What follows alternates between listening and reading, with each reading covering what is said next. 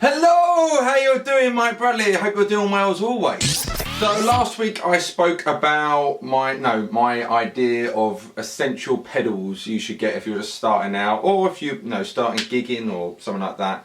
And in the comment section, a few people are asking about tips on using a looper pedal. So I thought today I'll take it upon myself to show you some ideas with a looper pedal.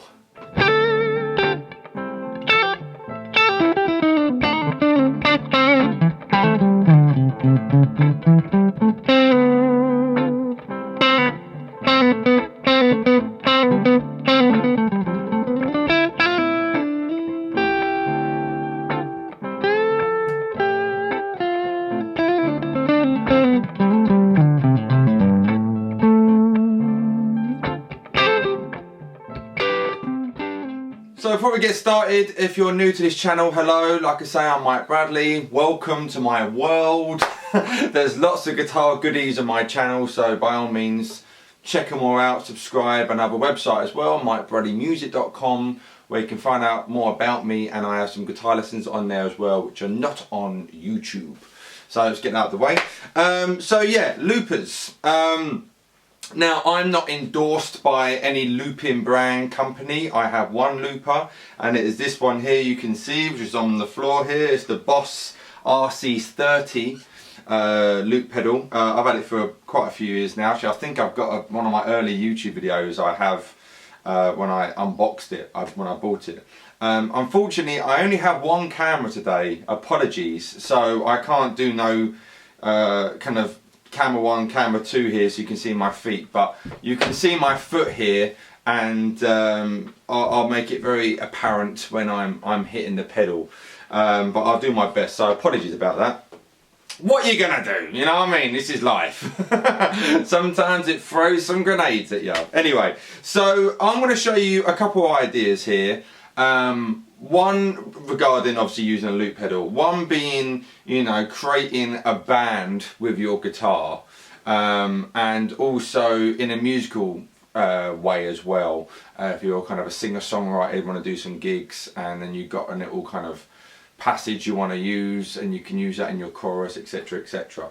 But regarding both, the most important thing with using a loop pedal is timing, and having your timing on the ball, because you've got to hit that pedal on the beat, it's really, really important. So let's do something now. So I put this back to 0 again, basically, so it's all raised back to the beginning, and let's do something in good old A minor, all right, because you can't beat A minor sometimes. So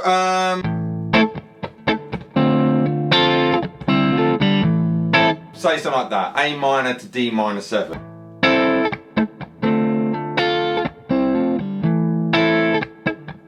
So I'm going to want to give myself a little counting in my head, and as soon as I hit that first chord, I'll want to be hitting the pedal.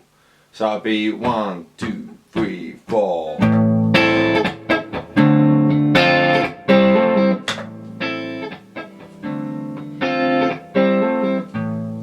Okay, so I'll stop there for a second. So what I did, where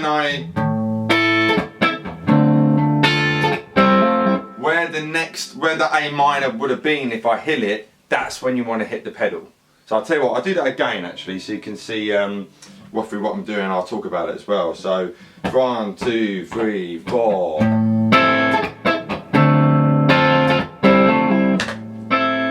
So I kind of took my hand off there, and that's where it would have been. Okay, so I've got that there. I might change volume about in a minute, we'll see. And now say I want to put like a bass line in. So what I could do is, well, got A and D, haven't you? So I usually will back the tone control down a little bit. So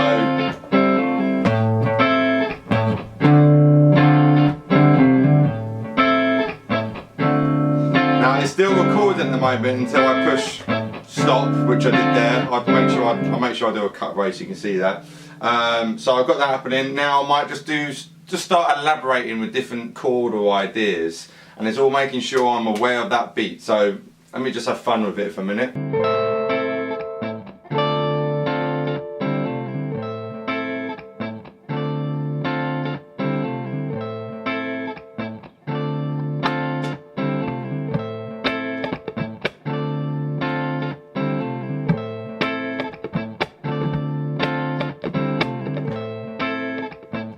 drums.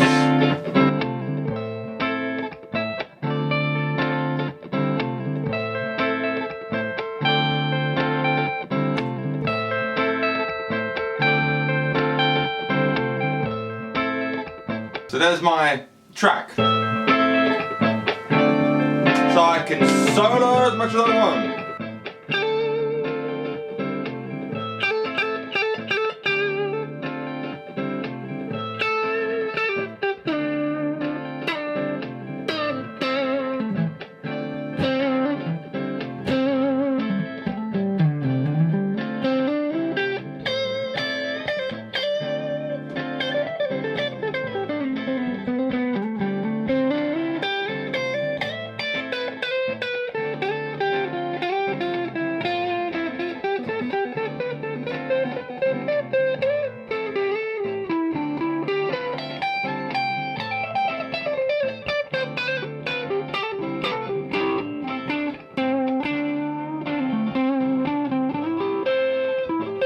And then the cool thing with this is that you can, you know, start practicing different scales and things like that over it instead of just, you know, so say I want to do a harmonic minor scale, alright? Now, you can do D minor there, but what would be a better one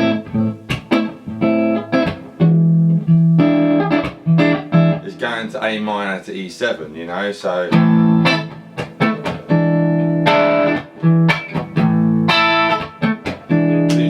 So I'm going to get rid of what I just done. I'll just quickly lay that down.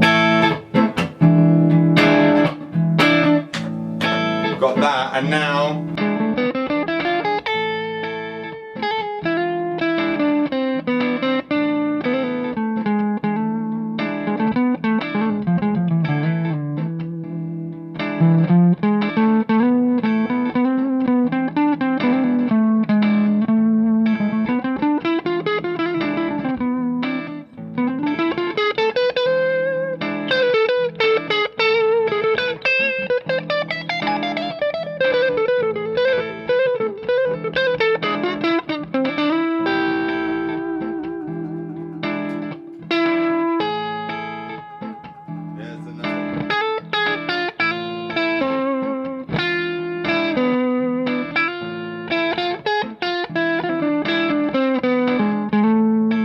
so that means I can practice that and I can start doing it in different keys. So that's where it's really, really handy having a loop pedal instead of just learning a scale.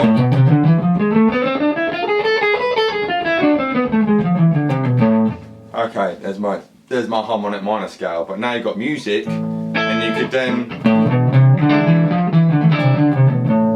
makes you kind of play melodic. So anyway, I digress there, but you know, that's what's so cool about getting a loop pedal. But it's having that timing. It's having that timing there is so crucial. One more little thing, you know, you might decide you want to start with, say, drums if you can't think of a chord. So I've done a lesson before actually thinking like a drummer. So there's your bass drum, there's your snare. You know, so say there's my drums, yeah? So 1, 2, 3, 4.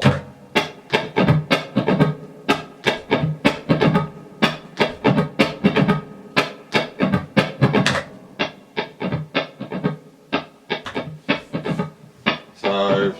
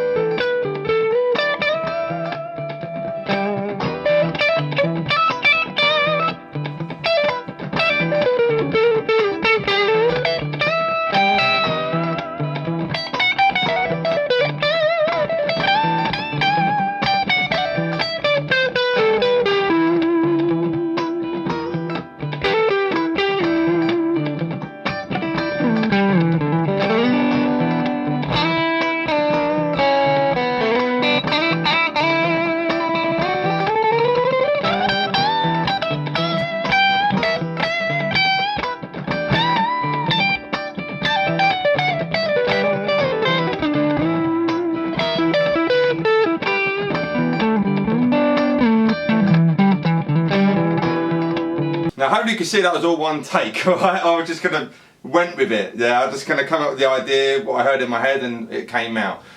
So hopefully you can kind of take the ideas from this, you know. I just started off on that little drum beat, then kind of built it from that.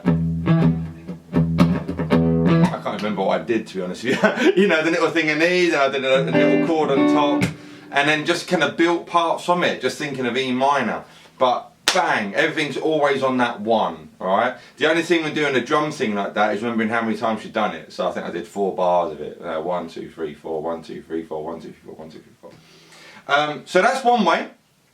Now another thing, and I've done a lesson, sorry it's really hot, so if I start seeing me break out in a sweat, it's really hot today. Yeah, another thing, and I've done a lesson before talking about harmony guitars, I'm sure I'll put a link up in the corner now. I'm going to take that little idea and show you this, how, like I was saying, if you're a singer-songwriter doing acoustic gigs on your own and whatnot. So the little melody line I'm going to be doing is that, okay? Like I say, I've done a lesson on this, so I'm not going to go into details about the notes, but just watch what I can do here. So I'm going to be on the beat.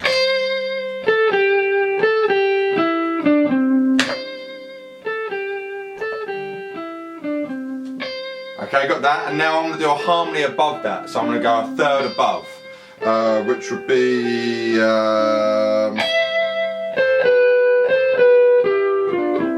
that, okay, so I'll put a loop down on that.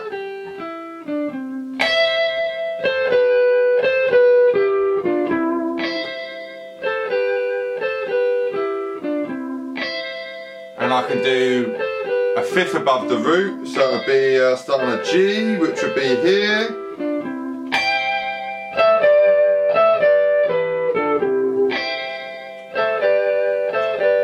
So I've got a nice kind of 3-part harmony going on there. And now if I've got my chords, so I'm in the key of C, so I can play any chord from C. But watch this, so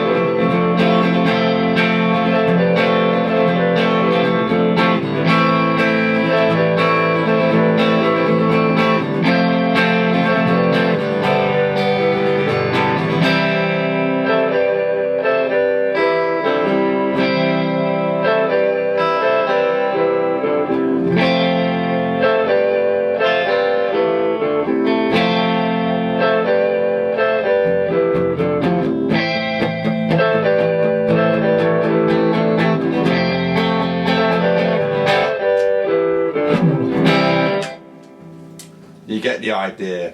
Okay, so yeah, I like that kind of stuff where you can kind of have a little sing-song going on. You get rid of the melody line, or sorry, the kind of lead riff line, if you will, and then you can kind of kick it back in again, and then you can sound like a band. And if you wanted, you could build up on drums on that.